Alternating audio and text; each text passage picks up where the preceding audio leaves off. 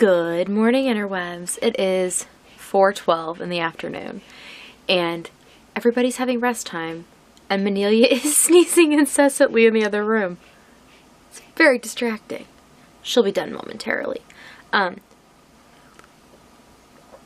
yeah, last I talked to you last night, I was headed off to hit up a VKN and say hello to some people who I'd missed while I was gone, and that was good.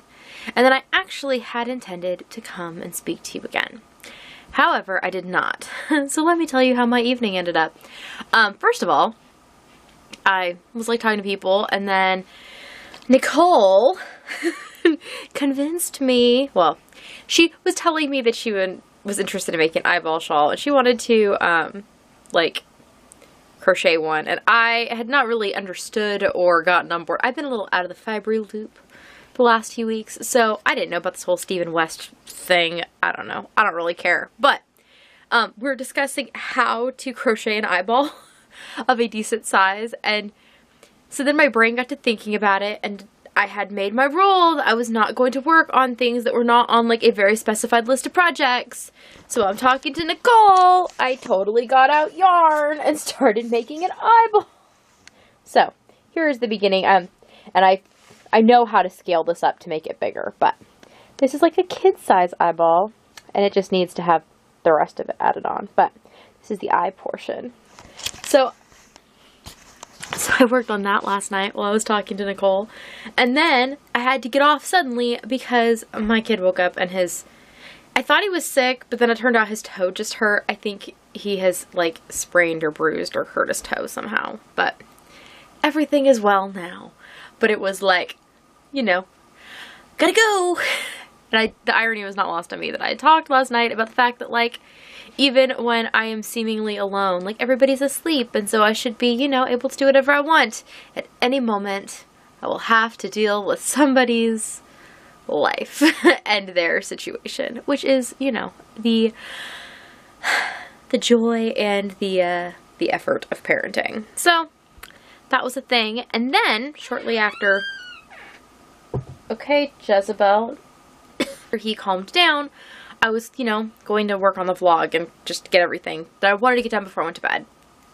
And I think it was like 1:30, oh, might have been 2-ish. Maybe it was later. I don't remember. But I was getting things around, and all of a sudden I hear this terrible beeping noise. A noise that had never gone off before. And I'm like, that's the carbon monoxide detector. So I go to check it, and yeah, it wasn't that it was like malfunctioning. Oh no, our carbon monoxide detector downstairs, where I was going off because we were having carbon monoxide issues in our house last night. The wood stove was burning, but I think I mentioned yesterday that we had a really strong south wind, and it was causing this weird downdraft in the chimney and the flue. So the smoke was not going up, it was kind of coming out, and I don't know. I didn't notice that it was as much as it was because you can't necessarily see carbon monoxide. So the alarm was going off, so I took it outside so that the alarm would stop. And then I started opening windows, and I checked. There's also a carbon monoxide detector upstairs in the hallway, so I checked up there.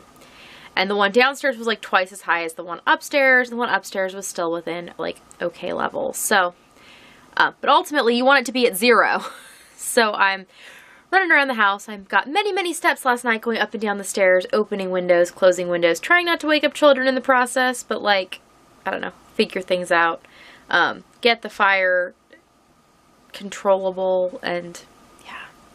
And the whole time I'm texting all of this to Steve, which is ironic because if you like Google search, because like I did, like, what do you do when your carbon monoxide detector beeps? What do these numbers mean? Because I didn't really know. I didn't think I needed to know.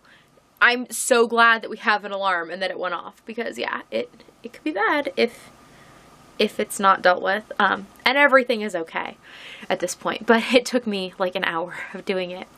But it does say when you look up online like what to do, one of the things is after you've done this stuff, if your numbers still aren't going down, which ours for a long time were like just kind of sitting and they kept going up and down, is you're supposed to call 911 and discuss with emergency personnel what they think you should do. Which is what Steve was doing was sitting at work as the 911 dispatcher. So when I called 911, I would have called Steve anyways, which was just kind of funny. I did not feel like I was in a scenario where I needed to call 911. I mean, I would have gotten the kids up before that, but I did have to definitely, like, troubleshoot the problem. So, if you have a wood-burning stove, make sure you have a carbon monoxide detector. And I also do find it helpful that we have one on each level of our house, so I could, like, gauge what the levels were like in the different places, and just ventilating the house and opening windows was fine. However, that did mean that last night we slept with the downstairs windows open. Not all of them, but enough of them. I was trying to find the amount between, okay, how much cold air are we going to let in and how much fresh air can we let in. So I ended up sleeping with 3 windows down here open. Upstairs, when I went to bed, all the monitors said 0. So that was good. But we slept with the windows open downstairs. So it was a little chilly last night in bed. The kids were all cozy, but I was a little cold. My room also happened to be the room that, with the kind of wind we were having, is the coldest. So I definitely cuddled up as under Kuma as he would let me. It was kind of amusing. And then this morning I thought, okay, well now I should just turn on my heated mattress pad for just a little bit, and then it was fine. So that's the thing that happened. It's a little scary, but it was all okay. And now I know in the future, like, yeah, it's now been a thing that I've done, so now it's not as scary if it happens again, right? But that's just one more thing to worry about, potentially needing to worry about. So I woke up this morning and I was a little tired because I didn't go to bed till like 6, maybe a little after, because of course it was like 4 when this whole thing started, and yeah. Anyways, I got up, got the vlog up, and then I worked on the corner shaping of my eye because I'd done the middle parts. And I hung out with my son while I did that, and he was talking to me and hanging out, so that was good. And then everybody came in for lunch, and we had guacamole and chips for lunch. Yes, super healthy, I know. But I had brought home 5 avocados from California that I'd bought for myself while I was there, but they were not ripe yet, so I wrapped them in my clothes and brought them home on the train. My family was super excited to have a little taste of that here, because that is something we miss. And yes, you can buy avocados in Kansas, but they are exorbitantly priced and not as good. So we had our guacamole and chips, and now everybody is resting but me. I am just kind of puttering. I'm working on my sock right now. So I've been trying to kind of tie up some loose ends on the projects I've done. I do need to film some stuff. I'm not ready to film yet. It is a feat that I got the camera out to vlog, so I do need to film a podcast though. I will do it. I'll do it eventually. But for now, I'm enjoying the act of creating rather than talking about it. So I guess I should go and edit the next vlog too while I work on my sock. I will go do that, and I will check in with you later. Well, it is 2:22 in the morning, and I am about ready to go to bed. Now, a responsible human being would already be in bed, considering I have to get up like 5:45, so that we can all gather our things and get to club day on time for 4-H.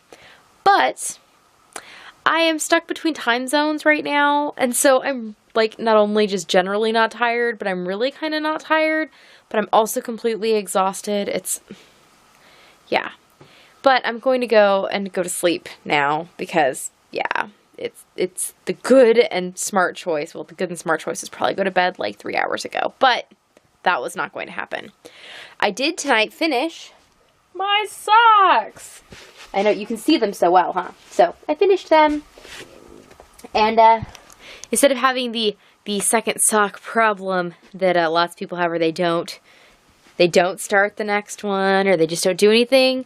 Yeah, so I finished these, and I had gotten off the VCAN, and I was like, okay, well, I'm going to go to bed, because it's 1:30. No, that's almost an hour ago. And finished ribbing on the sock, and then I was, like, thumbing through the book for the next one, and so then I started the toe. I can't help myself. And really, I was just not quite ready for bed, but those are happening now, which is good. And they're happening in a way where I can take them with me tomorrow. So that should be something to do. Okay. No, I have not woven in the ends on these socks yet. I was just trying them on to determine that yes, indeed, I do like them. Okay, I'm going to go to bed, and I will see you all tomorrow. Nighty-night.